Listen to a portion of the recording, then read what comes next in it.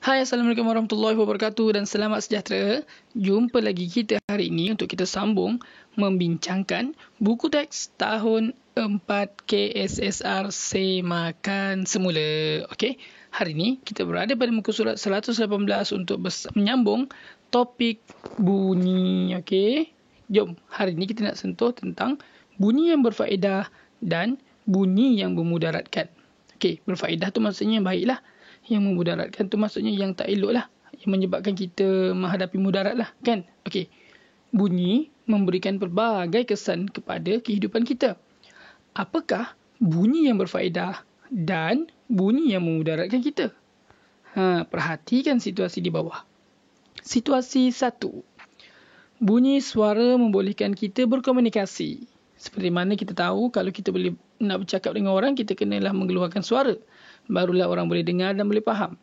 Jadi, yang kedua, bunyi muzik boleh menghiburkan. Bunyi juga boleh menghiburkan. Yang pertama tadi, kalau ada bunyi, kita boleh bercakap, boleh orang faham. Dan lagi satu, boleh menghiburkan kita. Jadi, dua-dua keadaan dalam situasi satu ni menunjukkan apa? Kebaikan ke ataupun memudaratkan. Jadi, ia menunjukkan faedahnya lah, kebaikannya.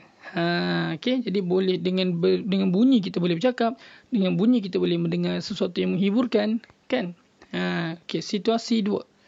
Bunyi siren ambulans memberikan isyarat kecemasan. Bunyi dia mungkin bising tapi penting, sebab kalau ambulans ni tak berbunyi, orang tak tahu yang ambulans tu ada kat belakang, jadi orang tak akan beri laluan. Itu pentingnya bunyi pada ambulans. Situasi 3. Bunyi deringan telefon memberikan maklumat ada panggilan masuk. Kalau dulu ada telefon rumah, sekarang pun ada jugalah. Telefon rumah ni kalau dia berbunyi, maksudnya ada orang call lah. Cuba bayangkan kalau tak ada bunyi. Macam mana kita nak tahu ada orang call? Kan? Situasi 4. Persekitaran yang bising menyebabkan kita sukar berkomunikasi. Ni bila kita duduk ramai-ramai, kan, rapat-rapat ni, banyak sangat orang bercakap, maka kita tak apa-apa dengar bila kawan kita telefon contohnya. Apa awak cakap? Tak dengar lah. Biasalah kan, sebab maksudnya itu bunyi tu sedang mengganggu orang yang nak telefon. Okay. Seterusnya situasi 5. Bunyi bising kenderaan boleh mengganggu ketenangan dan menyebabkan tekanan emosi.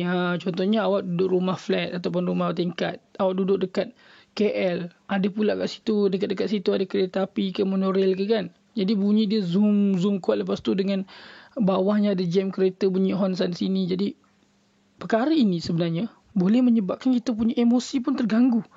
Kita jadi tertekan. Sedangkan kalau kita biasanya balik rumah kita nak rehat, tapi bunyi-bunyi macam ni menyebabkan kita terganggu emosi kita. Jadi ini adalah memudaratkan kita, kan, ataupun tidak elok untuk kita.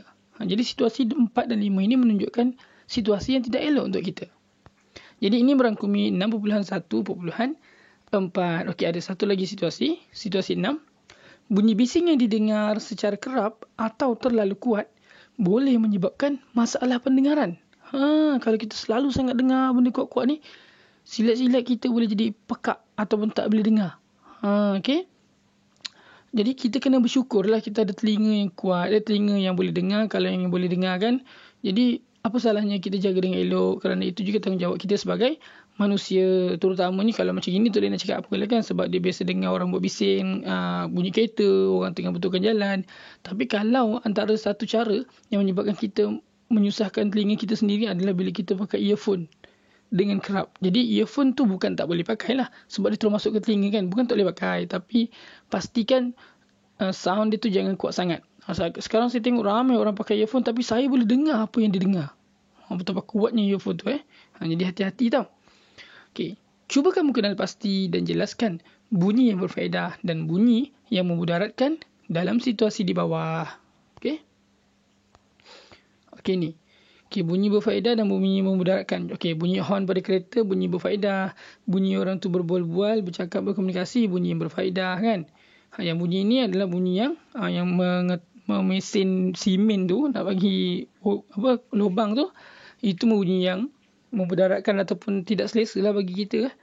Dan bunyi burung berkicauan pun kadang-kadang ada yang seronok, kadang-kadang bising, kadang-kadang kalau kita memang nak cari ketenangan dengan bunyi burung, tu juga adalah bunyi yang berfaedah.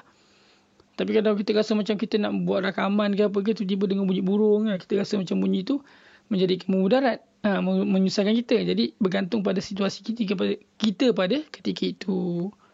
Okey, info sains, kekuatan bunyi diukur dalam unit desibel. Okey, dB D kecil, B besar. Bunyi kuat yang melebihi 85 desibel boleh merosakkan telinga. Lebih 85 boleh merosakkan telinga. Okey. Cikgu tanya, dapatkan maklumat tentang kesan bunyi dalam kehidupan kamu. Kongsikan maklumat tersebut secara kreatif kepada rakan-rakan yang lain. Kesan bunyi ni maksudnya macam-macam lah tadi. Bunyi tu menyebabkan kita rasa tenang ke, bunyi tu menyebabkan kita lebih berhati-hati ke, macam-macam lagi yang awak boleh bincang dengan kawan-kawan awak. Okay? Alright, jadi kita teruskan kepada muka surat 120. Macam mana kita nak kurangkan pencemaran bunyi? Okay. Bunyi yang terlalu kuat atau bunyi yang tidak diingini dapat dikurangkan supaya lebih senyap atau kurang jelas. Boleh tau. Cara dia macam mana? Perhatikan situasi di bawah. Situasi 1. Perasan tak kalau orang naik kapal terbang, kat bawah tu ada yang tukang angkat warna merah tu kan? Macam ini kan, petugas ni kan. Petugas di landasan kapal terbang menggunakan pelindung telinga untuk melindungi telinga dia supaya tidak rosak akibat bunyi pesawat yang terlalu kuat. Okey, sebab tu kalau perasan kat telinga ni yang dia pandai kan, dia ada pakai kan. Sebab apa? Sebab dia duduk dekat dengan pesawat, dekat betul. Dia nak suruh pesawat tu pusing kiri, pusing kanan kan. Jadi sudah tentu telinga dia akan efek. Jadi dia pakai pelindung telinga. Okey, yang kedua, situasi 2. Penyerap bunyi seperti permaidani, langsir dan tingkap boleh mengurangkan getaran bunyi. Pin kat luar kan, dia orang pasang langsir dengan pasang permaidani. Macam saya pernah, yang saya cerita sebelum ni, saya cuma anak saya buat hal kan, dia kencing dekat kapet. Saya terpaksa keluarkan kapet, saya basuh kat luar. Tiba-tiba ruang tamu rumah saya tu, bunyi dia bila kita cakap dia berdengung. Tahu, dia macam pantulan tu kan. Tapi bila kita letak balik kapet tu, bila dah kering, bunyi pantulan tu dah tak ada. Sebab dia ada berlaku penyerapan bunyi tu pada kapet tu. Okay. Jadi bagaimanakah kamu dapat mengurangkan bunyi bising kenderaan daripada memasuki bilik tersebut? Jelaskan. Yang pertama, kita tutup pintu, tutup tingkap kan. Tutup tingkap, kemudian kita tutup langsir. Sebab bila kita tutup langsir, bunyi-bunyi ni akan diserap oleh dinding, diserap oleh tingkap, diserap oleh langsir supaya kurang sikit bunyi yang tembus kepada kita. Sebab bunyi ni dia merambat melalui udara kan. Melalui jirim. Udara pun jirim juga. Okay. Jadi bila dia merambat melalui pepejal apa semua, dia akan melambatkan lah dia punya pergerakan dan dia tak berapa kuat lah bunyi dia bila kita tutup. Seperti mana kalau kita dengar bunyi jam loceng kan pagi-pagi, kita ambil bantal, kita tutup telinga kita. Jadi bunyi jam loceng tu nak sampai kat telinga kita, dia lalu dekat bantal tu, dia dah lemah bunyi dia. Macam tu lah Alright, situasi yang ketiga, pin. Orang tu duduk dekat hutan, dekat sini bunyi lori kan. Bagaimanakah penggunaan pokok boleh membantu mengurangkan pencemaran bunyi di persekitaran kita? Bunyi ni rasanya pokok ni adalah pepejal juga kan. Dia akan menyerap bunyi tu. Sebab tu orang kat sini boleh relax je walaupun kat sini bising-bising. Okay. Sebab tu kalau orang bandar biasanya dia nak cari ketenangan, dia akan pergi ke kampung. Dia tenang kan, senyap sunyi dengan bunyi burung. Okay. Ini merangkumi 6.1.5. Okey, kita pergi kepada santai sains. Okay, alat muzik kita semula. Okey, langkah-langkah. Hasilkan alat muzik dengan menggunakan bahan-bahan kita semula seperti kotak, mangkuk kertas, gelang getah, pistol, perekat panas dan pita pelekat mengikut kreativiti kamu. Ini contoh lah. Ini contoh aktiviti yang dia buat. Awak boleh buat kat rumah kalau awak teringin nak buat. Pakai kertas-kertas ni, kemudian kita guntingkan, kita lukiskan dan kemudian kita buat bentuk macam gitar. Kemudian kita letakkan tali dan kita pun mainlah alat muzik ciptaan kita sendiri. Yang ni boleh buat kat rumah kalau awak nak buat seronok-seronok. Okey. Jadi refleksi minda. Okey, kita dah sampai refleksi minda. Dah hujung dah ni kan. Okey, kita ulang balik lah. Ni senang kata kita recap. Jadi saya akan recap secara laju je lah. Sebab kita dah belajar sebelum ni. Okey, bunyi dihasilkan oleh getaran yang pertama. Yang kedua, bunyi dapat dihasilkan melalui tiupan, ketukan, petikan atau gesekan dan tepukan. Gesek dan tepuk. Boleh macam-macam kan. Bunyi bergerak ke semua arah. Bunyi boleh dipantulkan. Contohnya fenomena gema, sonar dan ultrasonik yang kita belajar sebelum ni. Okey, jadi bunyi ini dia berfaedah untuk berkomunikasi, bagi kita maklumat, bercakap kan. Berikan isyarat macam ambulans tadi dan juga menghiburkan seperti kita menyanyi ataupun kita bermain alat muzik. Okey. Dan pencemaran bunyi boleh mengakibatkan apa? Sukar berkomunikasi. Nak cakap susah lah bising kan.